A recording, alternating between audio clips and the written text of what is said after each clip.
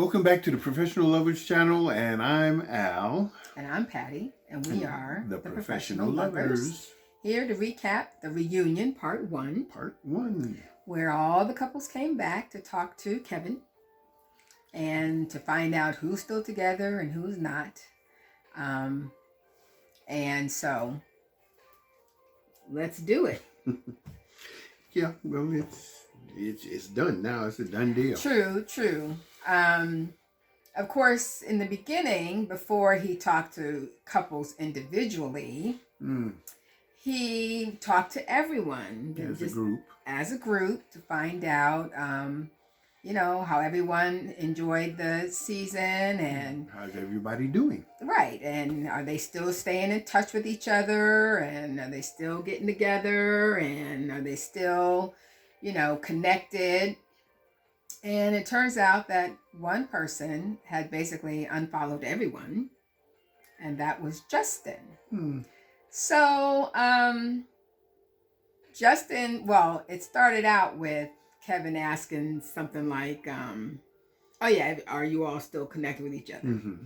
And nobody answered, but Nate started off, saying, well, there's one person who's basically unfriended everybody, unfollowed everyone, and called Justin out. And then they got into a little tit for tat. Now, to me, it appeared that Justin began to posture. Yeah. Now, we've all talked about all season long how ultra sensitive he is, how ultra emotional he is. And he even said that in watching the show back, he cried a lot. I cried a lot. And yes, you do. Nate, of course, agreed. And so it was almost like he had to demonstrate his manliness by popping off at Nate, who popped off at him. The interesting thing, though, the whole, you made a pass at me, bruh. You made a pass at me. What does that mean? Now, he knew what he was doing. Yeah. On national TV, television, in front of everyone, including Nate's wife. And you're going to say, you made a pass at me. And even if that is how you felt it came at you, why would you put it out there knowing that this is a marriage show? People just got married. So, I mean, where does that even come from? As far as I'm concerned, due to the fact that y'all are the only two brothers in this particular group, maybe he was reaching out to you to say, hey, I like whatever, and just to bond for the simple fact that you have a commonality. I mean, not to say that he couldn't have done it with anybody else, but again, you do have a commonality. Right. They were meeting up to eat or whatever. And, okay, in our society, we have a thing about, girls can women can compliment each other. Mm-hmm. But apparently men can't, or you're gay. That ain't so. You can't say that another man is good looking, I guess, unless you're not a whole lot. You're gay. Can't say it a lot. and this is what he was describing, that Nate had complimented him too many times, one right behind the other. For Justin's liking. Right, and it made him feel uncomfortable. Okay, you felt uncomfortable. But to accuse him of making a pass at you, and then as they're arguing back and forth, telling him to put some bass in your voice. No, get the bass out of your voice. I thought he said put some bass in your voice. No, he said get the bass out of your voice, because at that point, Nate started getting a little. He started getting a little heated. Because I'm like, Justin don't have a whole lot of bass in his voice. So Justin don't have a lot of bass in anything. That's why I thought he said put some bass in your voice. No, he said take the bass out of your voice. Because he's already accusing him of being gay. And now he got too much bass in his voice. So as far as I'm concerned, I think in a nutshell, Justin realized and is probably mad, more so at himself and taking it out on everybody else, of a situation that he unfortunately stuck a pin in, because I think that everybody felt if there was a switch that could turn on with Justin, I think that could have been a good union between him and Alexis. But he's insecure. Bottom line. And all of his insecurities showed up last night. Yeah. As he started explaining, well, as other people started saying, you know, he unfriended me, and he started telling why And he yeah, unfriended why. different people, and it was, you know, and that's his right. Yeah. That's his, you know. But everybody else got an issue except for him. So that was annoying because they wouldn't let up. And it was like, you know, both of them. Nate kept instigating stuff, and then, you know, Justin kept responding, and it got to be very uncomfortable and awkward for everyone. So that passed. Then Kevin started talking to individual couples. Yeah, and the specific couples. And he started out with what's Lindy and Miguel? What do you call them? Lingel. Start out with Lingel, who are still together, and still is giddy with each other, which is great. And I like how they started taking accountability when Miguel saw himself back on the episodes, and he realized just how jerkish he became. But they are taking accountability for the things that they do and the things that they need to work on. And that's going to be from now until. True. That's going to be from now until. But their whole vibe is cute. And they seem really well matched. And she took his last name and hyphened it. Yeah. Which was sounds familiar. See, we said that a long time ago. True. That's all you got to do. But we're smart. Yes, we are. But you know, I don't have a hyphen. No. Yeah, I didn't hyphen mine. But you know, problem solved. Then who was the next couple? Wasn't it Stacia. Yeah. Stacia and Nate. I'm so glad he cut his hair. Yeah. I'm just saying. Taking them horns off the back of his head. But apparently they still have a lot that they're working through. But understandable. Not realizing, I mean, you think going back and forth from a house to an apartment, back and forth a couple of weeks at a time, you're like, oh, come on, get over it. But he's got the lion's share of his lease that he still has to account for. Now, maybe there's an issue where things can't be subleased or whatever. I don't know. But due to the fact that he has it, it's still his space. That kind of gives him not an excuse, but a comfort path to ease into living or moving into Stasia's permanent. If she's still not letting go of some control, true, then I can see that being awkward for him because she's not really trying to make him feel like it's his. And I don't think that it's unlike Lindy and Miguel, because Lindy moved in with Miguel, and he's giving her carte blanche to just pretty much do whatever you want to do. Which she did, livened it up, plants, pictures, but all Stacia, being in real estate, Stacia wants everything staged. I mean, you know, it's no longer just for picture purposes. You're living in it for real now. So, but and I mean, every couple does what's best for them. It's just not a better practice to live separately. True. Now, no, they don't live separately. No. Stacia said that she goes with him to the apartment when they spend time there, and then he comes back with her to the house when they spend time there. And that's a good thing. Right. Because, you know, to be separated is not a healthy way to start a marriage. Or to maintain and build strength in a relationship. Apart. That makes no sense. Now I think all the couples will benefit from what I'm getting ready to say, but Stacia and Nate particularly, I think, would benefit from learning each other's love style. Languages. Yes. Yeah. Everybody has a personal love style. which is one of the tips in our book. Acknowledging that everyone has a personal love style, and couples need to take there are lots of tests that are available to help you learn what each other's love style is. And you may be familiar, or you may not be familiar with the name of your own love style, but you know how you like to be loved. And for the simple fact that you're familiar with that love style, you have a natural tendency to love that way. Right. But that might not necessarily be the way your partner receives love. Not that they will resist how you're loving them. But it may not be doing for them what it does for you. Exactly. And that's the point.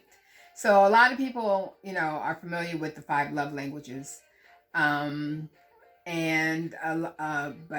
fewer people may be familiar with, the 4 styles of love, which are phileo, which is friendship, and eros, which is sensual, sexual intimacy, or erotic, and agape, which is like all-encompassing love. What's the 4th one? Good question. I've got. You said, I know the 5 love languages. No. I can't even say it, but then you said 4 love style. Right. And I will find it. But bottom line is, you can look for tests that help you determine what those, what your love style is. One's called John Lee's Colors of Love, and Gary Chapman is the 5 love languages. There are even tests to determine what your style of sex is, as in your intimate, the things, how you look at sex, and really? And how you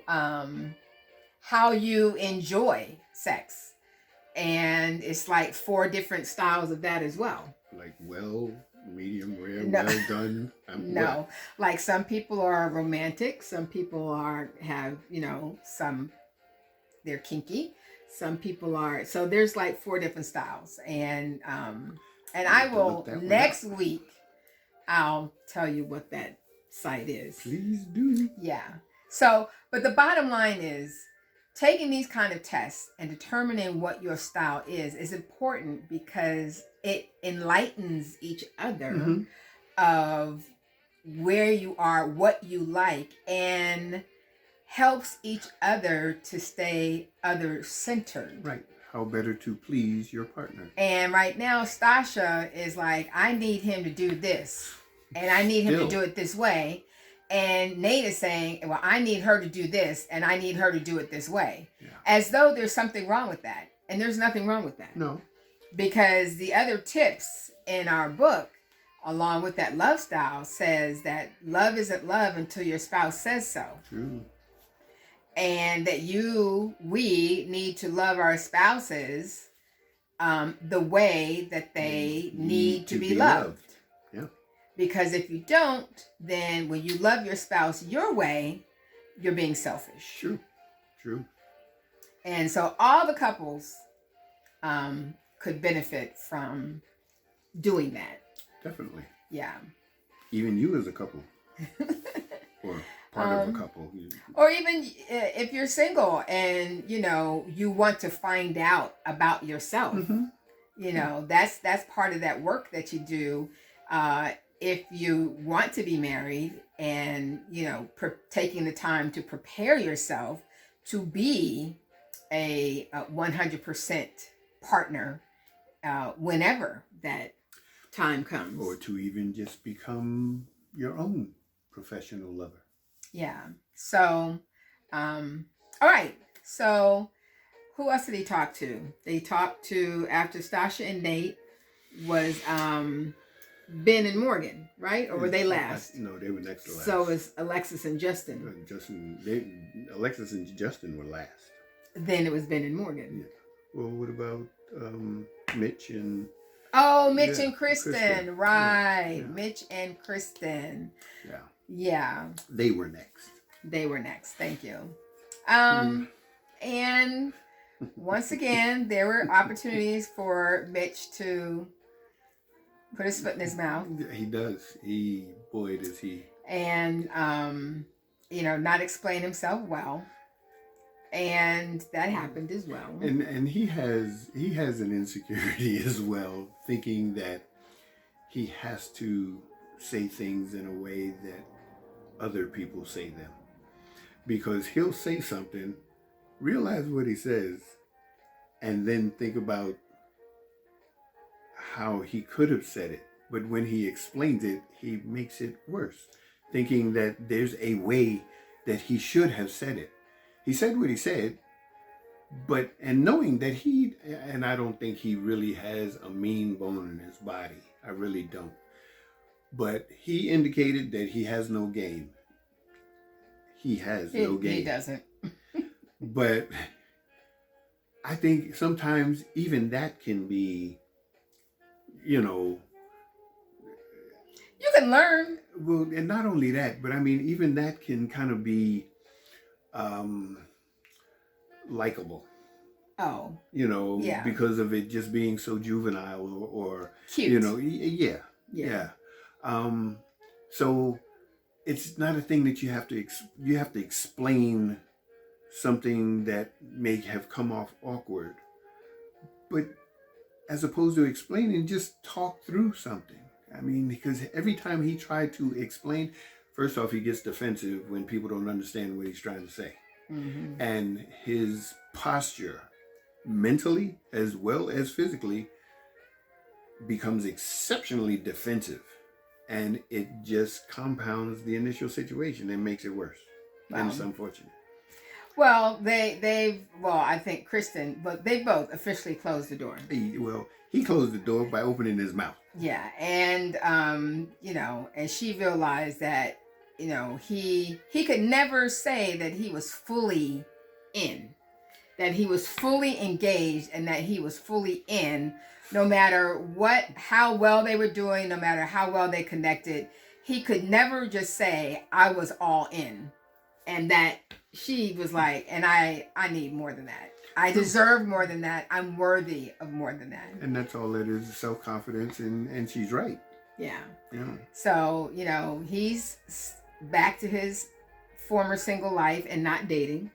And she's happy. She's, moved on, and mm-hmm. I think she said she's met someone recently, but mm-hmm. it's not necessarily serious. But they're still friends. Yeah. Which is a good thing. Yeah, and that's what they'll be. Right. Friends. Now, I was gladly surprised that Morgan and Binh showed up and sat together and were cordial and communicative to one another. Yes, and turns out that Binh invited her to lunch or dinner or something, yeah. And gave her his own apology. And a full-throated apology, in, retrospect, realizing how things came off and not truly understanding how offensive his minute screw-up was. But to someone who you're supposed to gain trust in, and vice versa, you initiate that with communicating with them. And he kind of went out the immediate circle, and that in itself was bad, but then it got compounded on how it, so. Yeah, so, I mean, we know. We know the story. Right, but they left on sour terms, at least, mm-hmm. Morgan. Yeah, Morgan was left on sour terms. Done. And so it was nice, as I said, that they could come back together and have, a meal and actually talk it through. And she actually felt that his apology was sincere. Genuine, yeah. And that's what she wanted to feel. And he helped her to feel that. And so now, they, like I said, they were cordial and friendly, and, that's it. And he, of course, said again that he wasn't ready to be married. And he has a lot of things personal issues to work on. And it's good that he recognized that. Mm-hmm. And he kept saying that Morgan showed me that. So he was really giving her kudos. Yeah.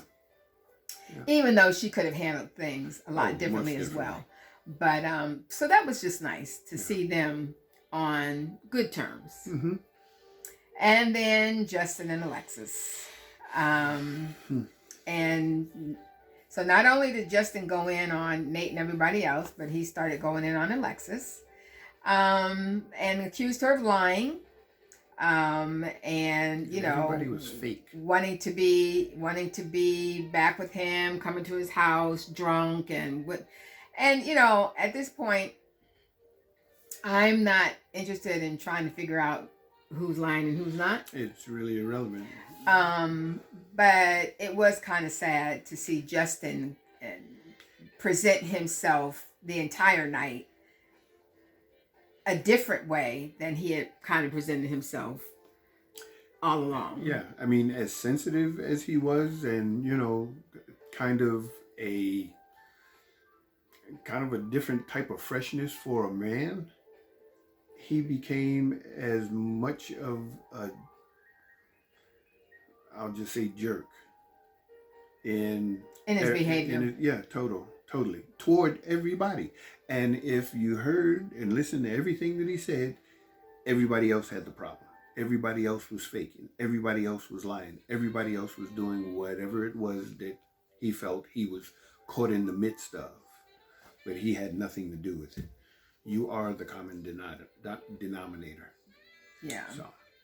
So anyway, because that, you know, it would have been nice for them to part on good terms as well. And I know there's several of you who felt that Alexis was fake and that Alexis was lying and just stringing him along. I don't know if I agree 100%, but you know, the reality is that they didn't make it, and now it's kind of sour. Yeah. So. Yeah.